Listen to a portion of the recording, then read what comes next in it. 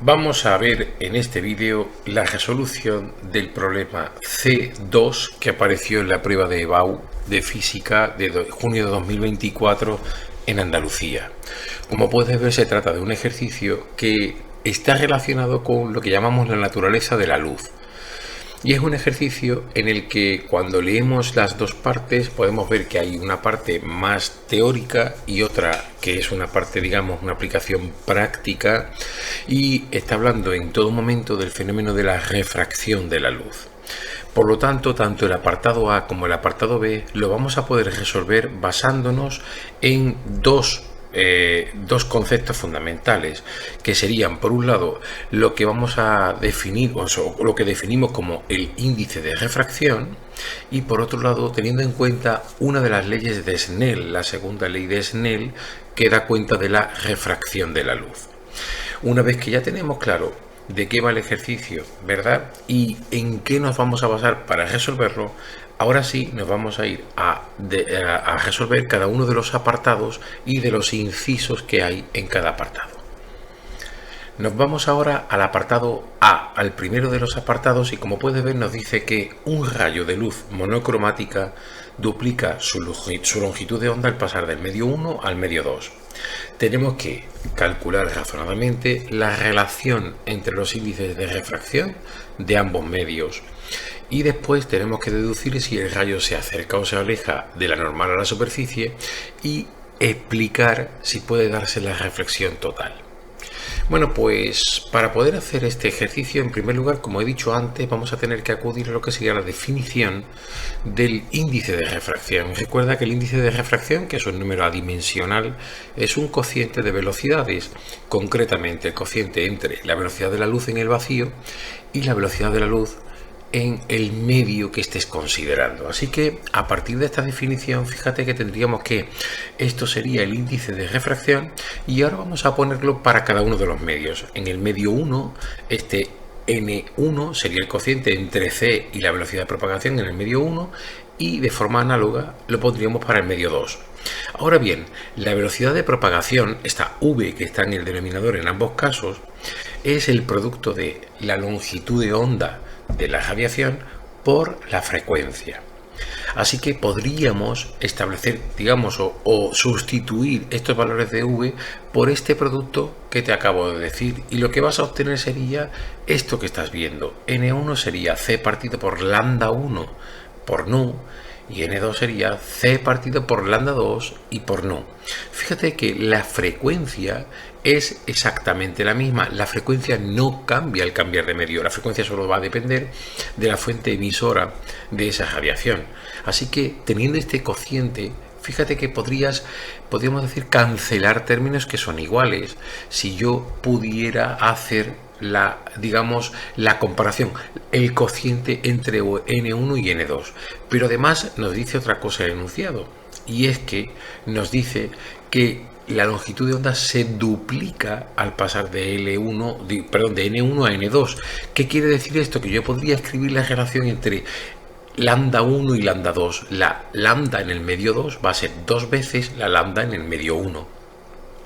Ahora sí estoy en disposición de hacer el cociente que te decía. Si hago ahora N1 entre N2, fíjate lo que vas a obtener. Tendrías el cociente de ambas fracciones que tenías antes, y ahora puedes cancelar, y podríamos cancelar C en ambos lados, la frecuencia en ambos lados, y además, como hemos puesto lambda 2 en función de lambda 1, también podríamos cancelar lambda 1. Por lo tanto, tendríamos directamente la relación entre N1 y N2. Esta relación va a ser, como puedes ver, que N1 es 2 veces N2. Podemos decir que va a pasar la luz, ¿verdad?, de un medio que tiene mayor índice de refracción a uno que tiene menor índice de refracción. Por eso tenemos esta relación que tenemos aquí. Eso quiere decir que al pasar de un medio de mayor índice de refracción a uno de menor índice de refracción, se puede dar el fenómeno de la reflexión total. Ahora podemos irnos a hacer el segundo inciso, que nos dice que tenemos que deducir si el rayo se acerca o se aleja de la normal. Y esto lo vamos a hacer teniendo en cuenta la segunda ley de Snell, En este caso lo que vamos a hacer es que sabemos que esta ley nos relaciona los índices de refracción con el seno del ángulo de incidencia y el del ángulo de refracción, y la relación es esta: el índice de refracción del primer medio por el seno del ángulo de incidencia tiene que ser igual al índice de refracción del segundo medio por el seno del ángulo de refracción. Sabemos cuál sería, si queremos, ¿verdad? Aquí podemos despejar y hacer el cociente entre lo que serían los valores de los índices de refracción, y fíjate que te quedaría que n1 entre n2, que tú conoces ese cociente, sería igual al seno del ángulo de refracción partido por el seno del ángulo de incidencia. Dicho de otra manera, si sustituyes con esta relación que tienes aquí en rojo, vas a tener que este cociente sería igual a 2, y por lo tanto la conclusión será que el seno del ángulo de refracción es 2 veces el seno del ángulo de incidencia. El esquema que puede representar esto que estamos diciendo aquí sería este que veis. El índice el ángulo de incidencia va a ser más pequeño que el ángulo de refracción para poder mantener esto que tenemos aquí. Por lo tanto, la conclusión es que se aleja de la normal el rayo cuando pasa de un medio a otro. Con esto queda resuelto el primer apartado. Nos vamos a ir ahora al segundo apartado del problema. En el segundo apartado nos dice que hay una lámina de caras planas y paralelas que está rodeada de aire, y sobre esa lámina incide un rayo de luz monocromática que está formando un ángulo de 80 grados con la normal a la superficie de la lámina. La longitud de onda del rayo en la lámina vale 3/4 partes del lambda sub 0, siendo el lambda sub 0 la longitud de onda en el aire. Tenemos que hallar el índice de refracción en la lámina, calcular el ángulo de refracción en la lámina, y tenemos que hacer un esquema que represente la trayectoria del rayo, y después obtener el espesor de la lámina, sabiendo que el rayo tarda 5.28 por 10 elevado a menos 10 segundos en atravesarla, y siempre justificando las respuestas. Bien, pues vamos a ir a la primera parte de este segundo apartado. Tenemos que hallar el índice de refracción en la lámina. Bueno, ya hemos definido antes que era el índice de refracción, y lo que podemos hacer directamente es el cociente de estos índices. El índice de refracción en el aire sería, como hemos visto antes en el primer apartado, C partido por lambda en el aire y por la frecuencia. El índice de refracción en la lámina sería C partido por lambda en la lámina y por la frecuencia. Aquí, cancelando en este caso C y la frecuencia, tendríamos que el cociente entre el índice de refracción en el aire y en la lámina ha de ser igual a la longitud de onda en la lámina partida por la longitud de onda en el aire. Y esta relación te la dice el enunciado. Es decir, el enunciado nos dice que la lambda en la lámina sería 3/4 partes de lambda sub 0. Podemos cancelar lambda sub 0, que es igual a la lambda en el aire, ¿verdad? Y fíjate que la relación que vas a obtener sería que el índice de refracción en la lámina sería 4/3 del índice de refracción en el aire. Por lo tanto, ese índice de refracción, sabiendo que vale 1 en el aire, sería igual a 4/3. Con esto queda hecho el primer inciso de este apartado. Nos vamos ahora al segundo inciso. Tenemos que calcular el ángulo de refracción, y para ello, ¿qué hacemos? Pues otra vez nos vamos a la ley de Snell, a la segunda. Tendríamos que el índice de refracción en el aire por el seno del ángulo de incidencia ha de ser igual al índice de refracción en la lámina por el seno del ángulo de refracción. Si despejas, vas a tener que el seno del ángulo de refracción sería 3/4, al despejar, ¿verdad?, del seno del ángulo de incidencia. Y para poder calcular el ángulo de refracción vas a tener que hacer la función inversa al seno, que es el arco seno. Así que el ángulo de refracción será el arco seno de, en nuestro caso, 3 por el seno de 80, porque conocemos el valor del ángulo de incidencia, partido por 4. Cuando haces esta operación, el valor que obtienes sería aproximadamente 47.6 grados. Y ese es el ángulo de, como hemos dicho antes, refracción. Pero ahora tenemos que hacer un esquema de la trayectoria del rayo. Entonces, en nuestro caso, el esquema lo que va a hacer es que el ángulo de incidencia es mayor que el ángulo de refracción.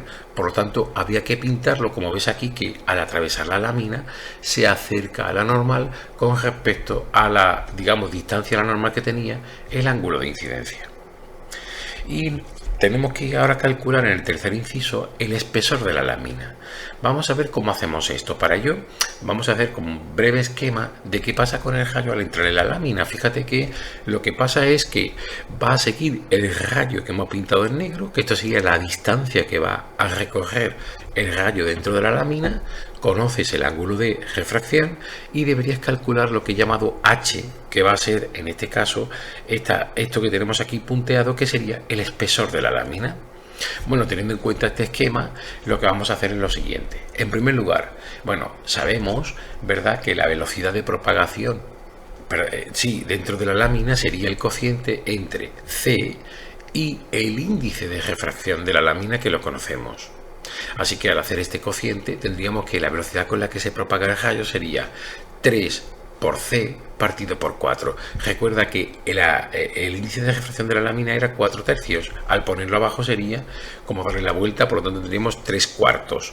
Tenemos que multiplicar por 3 cuartos la velocidad de la luz y tendríamos la velocidad de propagación, que va a ser 2.25 por 10 elevado a 8 metros por segundo menos 1.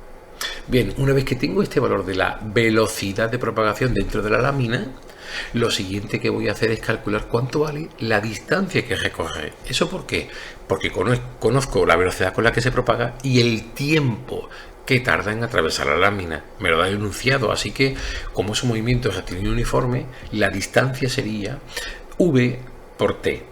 Conozco el valor de V, que lo acabo de poner, ¿verdad? 2.25 por 10 elevado a 8 metros partido por segundo, y voy a multiplicar por el tiempo, que serían 5.28 por 10 elevado a menos 10 segundos. Así que lo que haríamos sería cancelar los segundos, y fíjate que la distancia que recorre va a ser igual a 0.119 metros. Redondeando, me va a quedar esta distancia.